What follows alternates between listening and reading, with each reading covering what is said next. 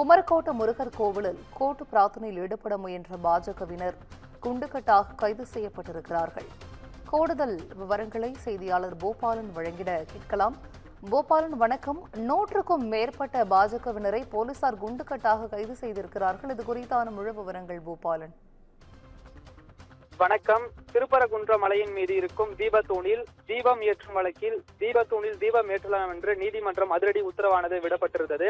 இந்த உத்தரவை வரவேற்கும் விதமாக காஞ்சிபுரத்தில் பாஜகவினர் பேரணியாக சென்று குமரக்கோட்டை முருகர் கோவிலில் கூட்டு பிரார்த்தனை செய்ய காவல்துறையினரிடம் அனுமதி கேட்டுள்ளனர்.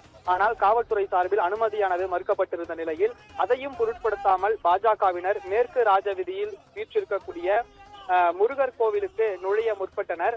அப்பொழுது காவல்துறையினர் அவர்களை தடுத்து நிறுத்தி கைது செய்யும் நடவடிக்கையில் ஈடுபட்டனர்.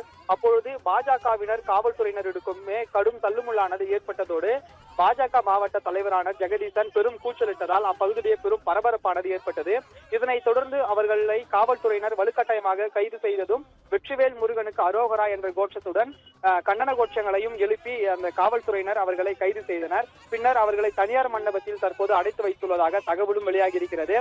காஞ்சிபுரத்தில் பிரதான சாலையாக விளங்கும் மேற்கு ராஜவீதியில் பாஜகவினர் கைது செய்யும் நடவடிக்கையில் ஈடுபட்டதும் அப்பகுதியிலேயே சற்று போக்குவரத்து நெரிசலமானது ஏற்பட்டிருக்கிறது. விவரங்களை வழங்கியமைக்கு நன்றி பூபாலன்.